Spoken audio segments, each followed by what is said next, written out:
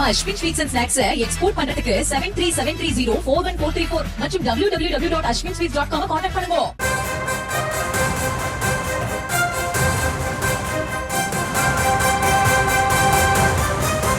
பரபரப்பான அரசியல் சூழலில் தமிழ்நாடு சட்டப்பேரவையின் நடப்பாண்டு முதல் கூட்டத்தொடர் கூடிய நிலையில் ஆளுநர் தன்னுடைய உரையை வாசிக்காமல் வெளிநடப்பு செய்திருப்பது பரபரப்பை ஏற்படுத்தி இருக்கக்கூடிய நிலையில் இதுகுறித்து பேசுவதற்காக முன்னாள் ஆளுநரும் பாஜக மூத்த தலைவருமான தமிழிசை சவுந்தரராஜன் அவர்கள் நம்மோடு இணைப்பில் இணைந்திருக்கிறாங்க. அவங்கள பேசலாம். மேம், இணைப்பில் வந்தமைக்கு நன்றி.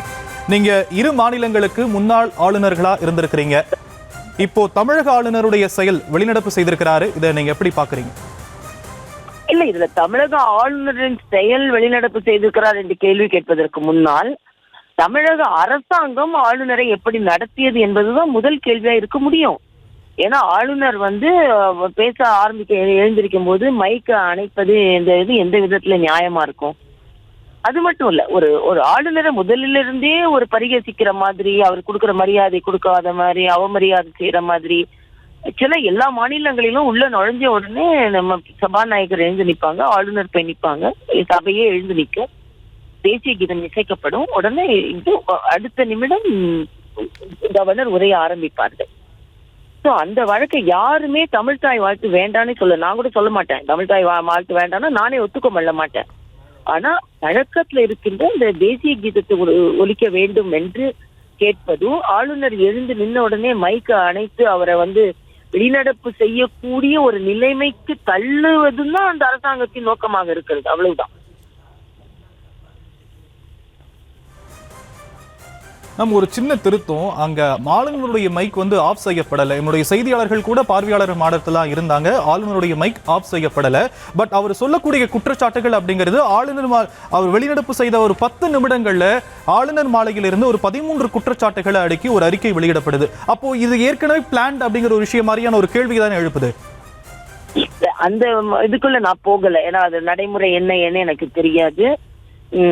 ஆளுநரா இருந்திருக்கீங்க, அதனால இந்த கேள்வி உங்ககிட்ட கேட்கல. இல்ல, அதனாலதான் சொல்றேன். இல்ல நாங்க இல்லாத போது மைக் ஆஃப் ஆச்சா இல்ல, ஆளுநர் மாளிகையிலிருந்து வந்த குறிப்பை வைத்து நான் சொல்றேன். ஏன்னா எனக்கு மத்த அவரு சொன்ன அறிக்கை அதுல எல்லாம் நான் கமெண்ட் பண்ண விரும்பல. ஏன்னா ஆளுநர் உரையை எப்படி இவங்க தயார் செய்து கொடுத்தாங்க, அவரை அது திருத்தம் சொன்னாரா, அதுக்கெல்லாம் நிறைய ப்ரொசீஜர் இருக்கு. முதல்ல கொடுக்கணும், கொடுத்த உடனே எனக்கு இந்த பேராகிராஃப் எனக்கு ஒப்புதல் இல்லைன்னு சொல்லணும், இல்லைன்னா சில பேராகிராஃப் என்னால படிக்க முடியாதுன்னு சொல்லணும்.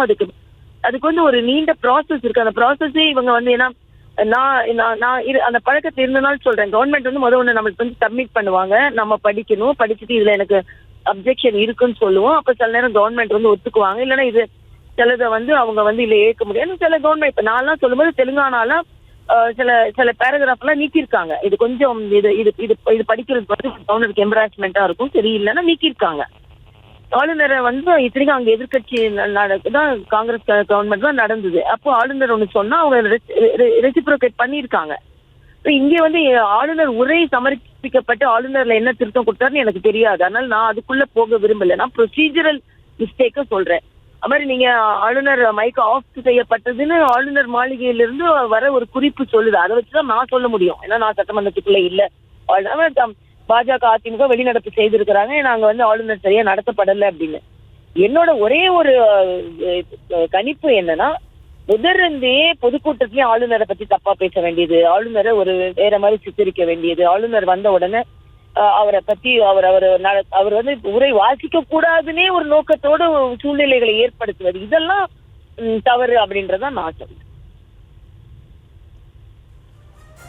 நன்றி மேம். இணைப்பில் உங்களுடைய கருத்துக்களை பகிர்ந்தமைக்கு நன்றி. நம்ம Ashwin sweets and snacks export பண்றதுக்கு 7373041434 மற்றும் www.ashwinsweets.com கான்டாக்ட் பண்ணுங்க.